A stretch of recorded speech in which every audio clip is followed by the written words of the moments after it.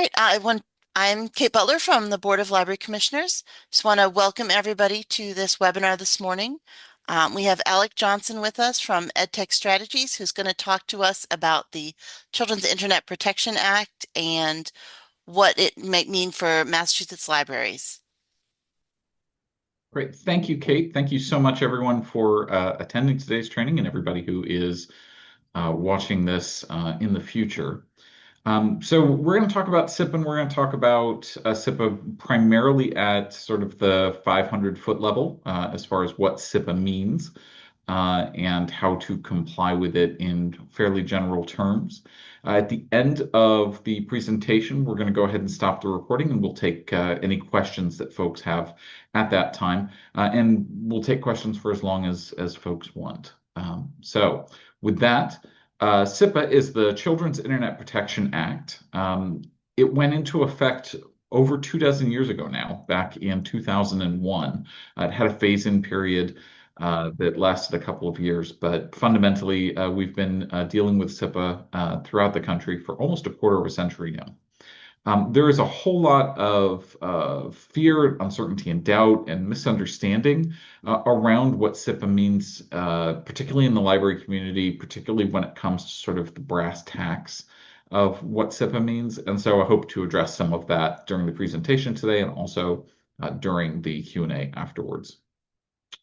Today's presentation is structured around three fundamental questions.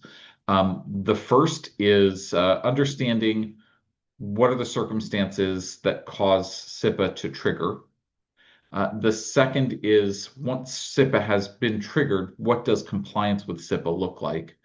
And then the last point that we'll cover at the end is talk a little bit about why CIPA has been controversial in the library community, and then we'll finish up and go to Q&A.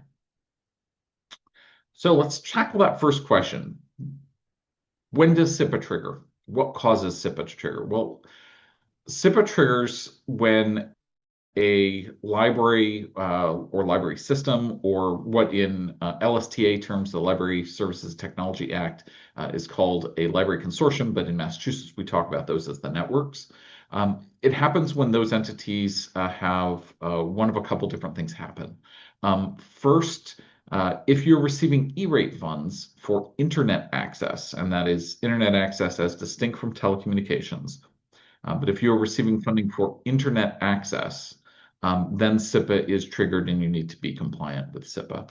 The same is true under E-rate if you're receiving any kind of Category 2 service.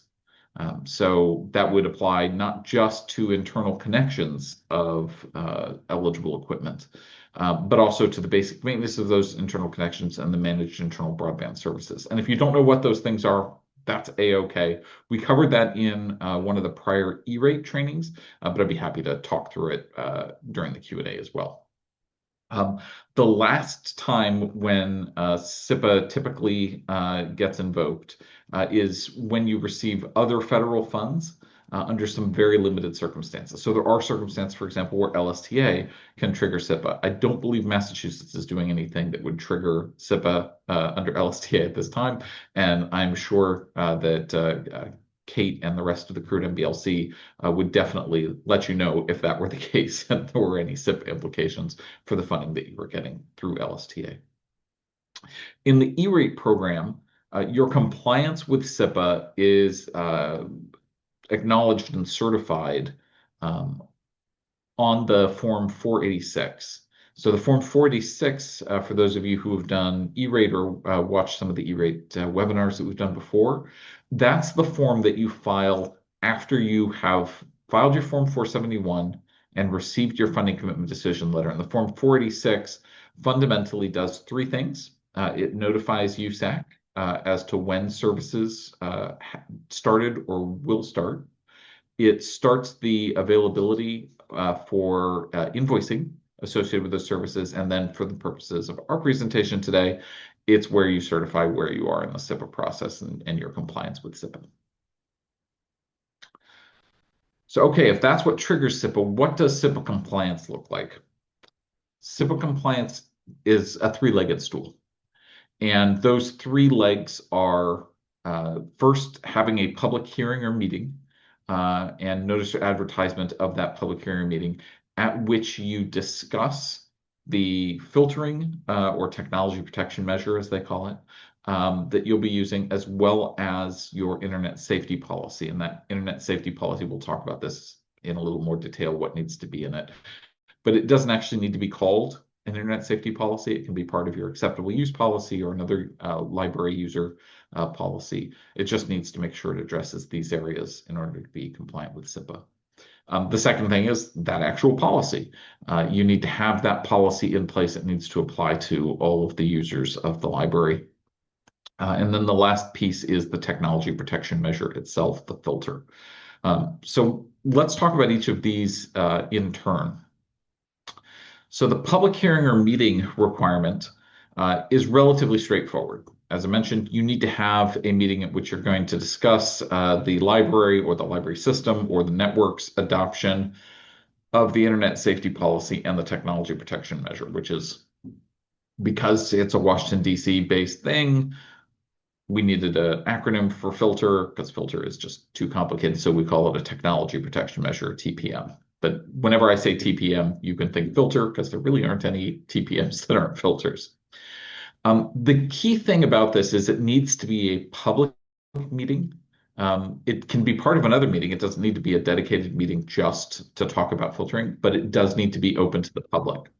You also need to provide some sort of advance notification of the meeting and what's going to be discussed at the meeting. So in the CIPA language, they refer to that as advertisement or public notice of the meeting in advance. And that can be as simple as a notification that you put on your website or something that gets published in a newsletter if you send something like that out from your library. It just needs to be something that is publicly available. If you advertise stuff in the local newspaper, 25 years ago, we would talk about that. Maybe not so much anymore. But if you do advertise things in a local publication, that's also a valid way to deal with that. The last piece, and this is absolutely critical about your public hearing meeting, is that you need to document both the advertisement or public notice that happened in advance of the meeting and the meeting itself. And the meeting itself is, relatively straightforward. You have minutes or a summary or something like that of the meeting. That is your documentation. That is sufficient. For the advertisement, the advice that I always give to libraries is to have a screenshot or photocopy or scan of the public advertisement or public notice that went out, and just make sure that that gets saved in your files. Now, this is a one-time requirement. So you are only required to have this public meeting or hearing a single time. So for a lot of libraries who have been compliant with CIPA for the last 20 plus years, they had that meeting back in the early 2000s, and they are not required to rehold that meeting. Part of the reason it's critical that this is documented, however, is that if you're audited, you need to be able to demonstrate that this meeting took place. And if you can't demonstrate that the meeting took place, you have to hold the meeting again. So it's not an audit finding that causes you huge problems, but it is an audit finding, and you want to avoid those whenever possible. So strongly advise, make sure that everything is well documented. So that's the first component of CIPA. The second component of CIPA is this internet safety policy. And the internet safety policy is relatively straightforward. We're all used to seeing acceptable use policies in libraries about what people are and are not allowed to do on public computers. By and large, we tend to be relatively liberal with those, not from a political perspective, but liberal in terms of allowing users to take advantage of many different things on the internet through library computers. Under CIPA, your safety policy, whether that's part of the acceptable use policy or something else, needs to address 5 areas. I'm just going to walk through those 5 areas real quickly. The first, you need to address the access by minors to inappropriate content. Second, the safety and security of minors when using interactive forms of communication. So in the law, they talk about email and chat rooms, which gives you an idea of how long ago this law was written, but it applies to forums and social media and all of that as well. Third, the unauthorized access uh, by minors. And what they mean by unauthorized access is essentially hacking. So inappropriate security penetrating type behavior by minors using library connectivity or computers. Um, Fourth, there is the unauthorized disclosure, use, and dissemination of personal information by minors. So again, if minors are using the connection or the computer for sharing information they haven't been authorized to do personal information. And last, you need to outline in your internet safety policy what measures you're taking that are designed to restrict minors' access to material deemed harmful to minors. And that is usually the filter, the technology protection measure. You'll note that I've bolded the word minor in all of these slides. That's because these requirements only apply to minors. They don't apply to adults.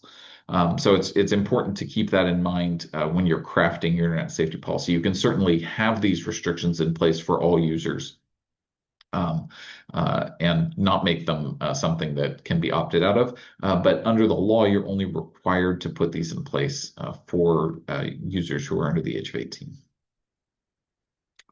So that brings us to the third and final piece of what CIPA consists of, and it's the part that is perhaps most controversial, and that is the technology protection measure itself. And we're going to spend a little bit of time talking about what filtering looks like these days.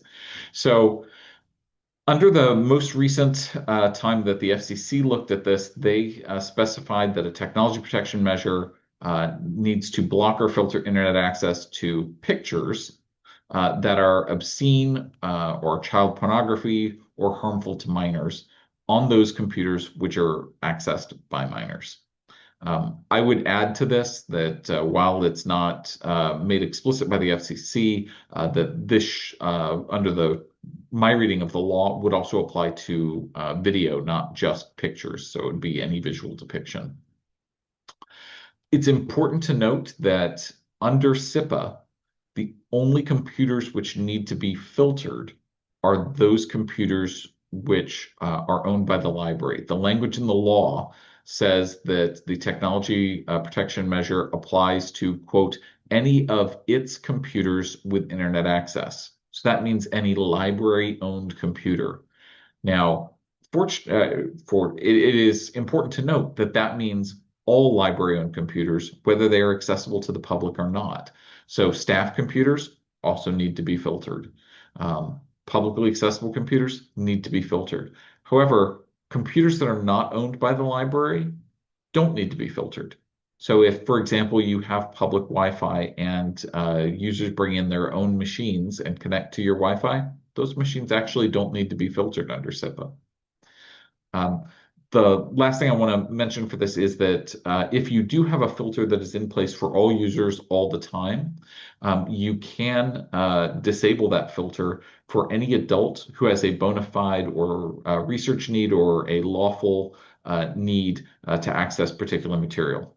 And that is one of the things that different filtering solutions make more or less clear in terms of how you would do that with their various products.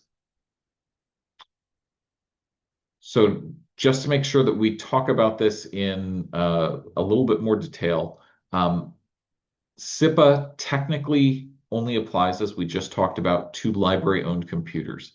However, most of the filtering solutions that are out there attach at the network level. And so that means that they filter more computers. Oh,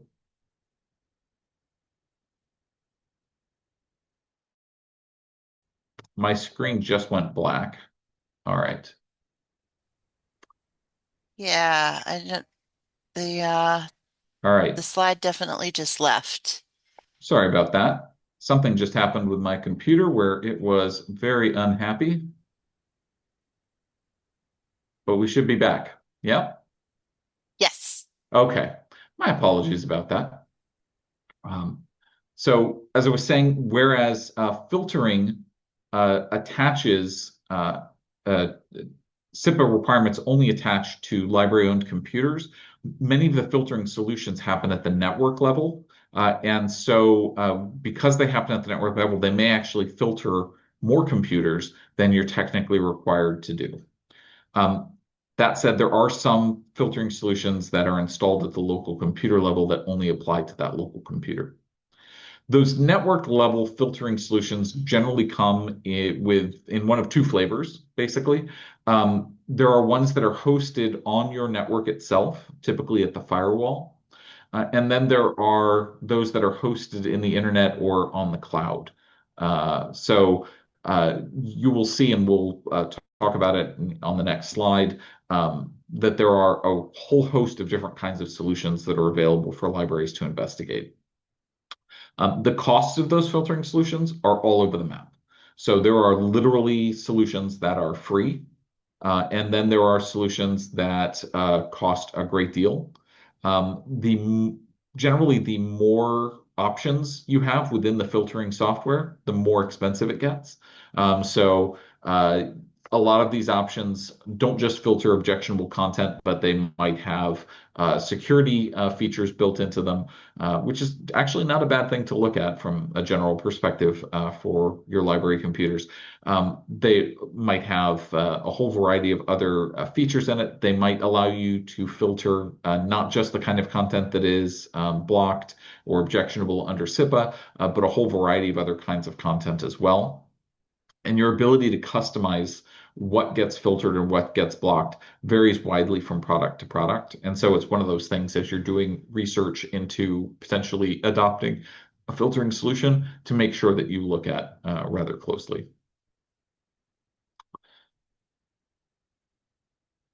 Um, so uh, to expand on that just a little bit, I have also included at the bottom of this slide a link, and this is a Google Doc that I put together. It actually started as a spreadsheet that was shared by a different state library where they had done a survey about 15 years ago of all of the different solutions that their libraries were using. So I've taken their spreadsheet, updated it a little bit, removed some of the solutions that have ceased to exist in the last 15 years, added a couple of other solutions that I'm aware that libraries use. So this is not intended to be comprehensive at all. But it is a good starting point if you want to look at some filtering solutions. Some of these solutions are more focused on schools because they're a much bigger market for this kind of stuff than libraries are.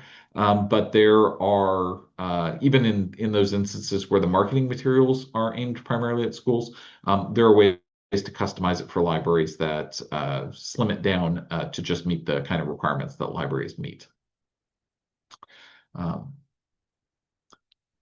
so next I want to talk about some common misunderstandings about CIPA. There are a lot of objections to CIPA, and some of those objections are absolutely valid. Some of them are ones that perhaps are a little bit less valid. So, one of the concerns that a lot of libraries have had in the past is that no filtering solution is 100% effective, and thus, are you exposing yourself to liability by not having a 100% effective filtering solution? The answer is not under CIPA, anyway. Under CIPA, your filter does not need to be 100% effective, it just needs to be in place. I know that sounds crazy, but they very explicitly indicated that they didn't want to get into the realm of specifying how effective a filter needed to be. And so there are some filters which are extremely effective at blocking objectionable content. There are others which are much less effective. Either way, they are compliant with the Children's Internet Protection Act. Remember that the filtering requirement attaches at the computer level. It does not attach at the building level or the library system level or your network connection level. None of those are relevant. It is literally something that attaches at the computer level. Now, your solution may attach at a higher level than the computer, but your solution only needs to filter at the computer level. As I mentioned before, library users' computers don't need to be filtered. The only computers that need to be filtered are those that are owned by the library itself. That applies even when those library user computers are accessing the internet through the library's internet connection. Um, and lastly, all library computers do need to be filtered, and that applies regardless of whether they're accessible to the public or not. Um, Even if you have a computer that is in a back room that is only going to be accessed by your staff, it still needs to be filtered under the requirements of CIPA. I know it doesn't make a whole lot of sense, but those are the rules. Now, when you're looking to implement CIPA, CIPA was set up 24 years ago to allow for a phased-in implementation. So your first year that you are applying for E-rate and becoming compliant with CIPA, you're actually allowed to certify that you are undertaking actions to become compliant with the requirements of CIPA. And once you make that certification, you're done for that first year. Obviously, you should be undertaking actions to become compliant, whether that's researching what filtering solutions you want to use or figuring out how you're going to adopt those filtering solutions.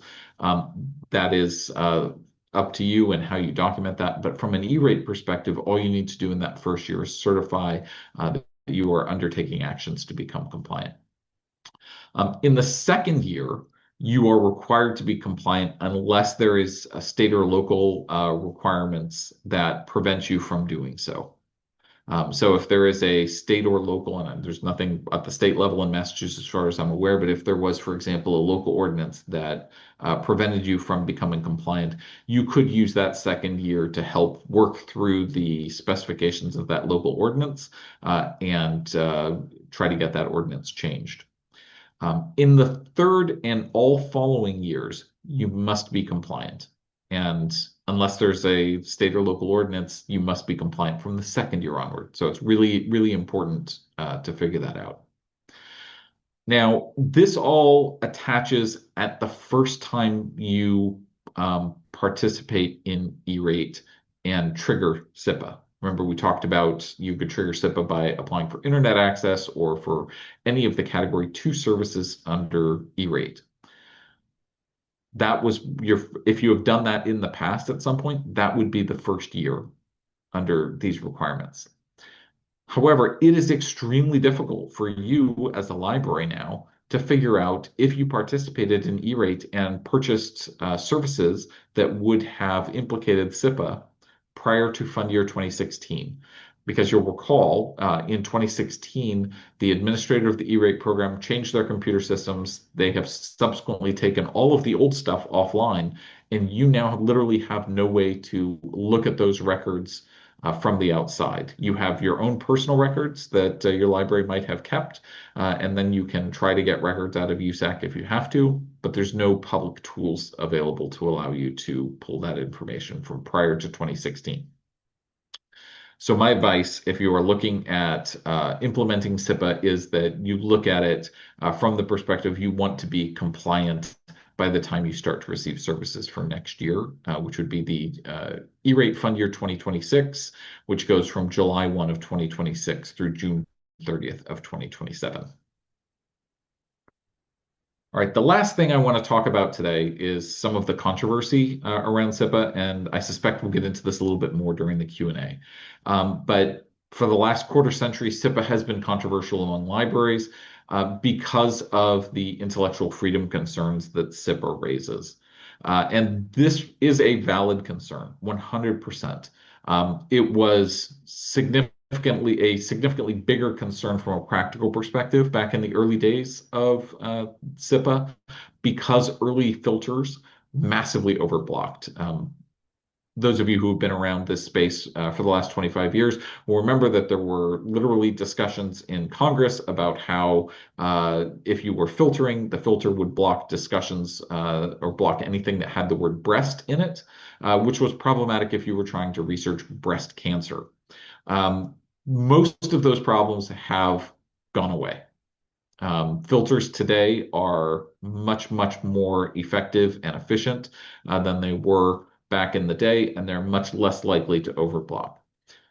Another practical concern around filtering is that filtering, the institution of filtering, generally actually has a positive impact on patron behavior issues around internet use. You have a whole lot less objectionable material being viewed in the library where it can cause concerns for other library users. The American Library Association has a fairly nuanced position around filters. They recognize that they cannot and do not endorse filters themselves, but that it is a local choice for libraries as to whether they want to adopt the use of filtering. And while they don't endorse them, they certainly also aren't condemning them at the same time.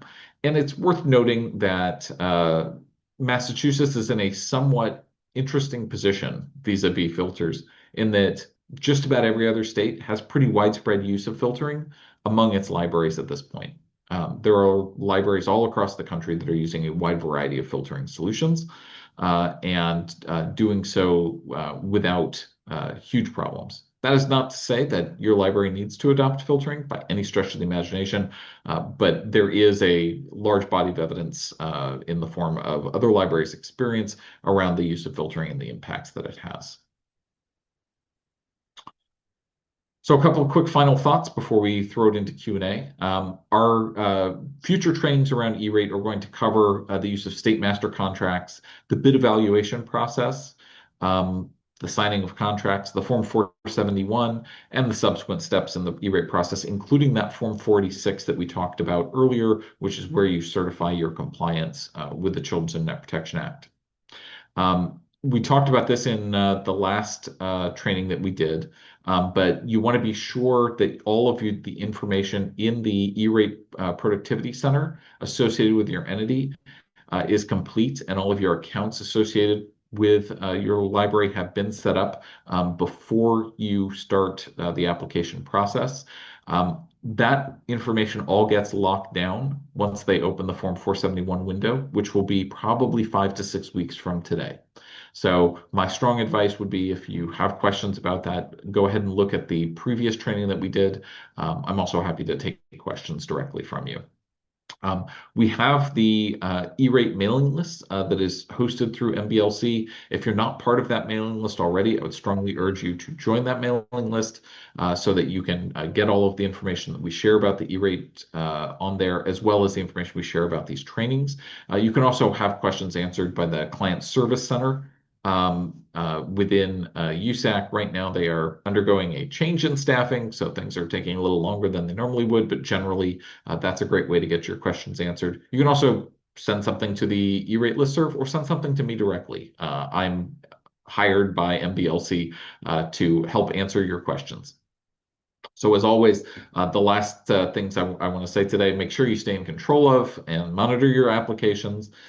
Take advantage of E-rate. It is federal funding that is available to you. And if it can assist your library in meeting some of your financial goals, it's something definitely worth looking into. And last but not least, if there are other topics that you'd like to see covered in future trainings, drop me or drop Kate a line. We are always looking to provide additional training and make that available to you. So with that, let's go ahead and move into the questions and answers. Kate, if you wouldn't mind stopping the recording.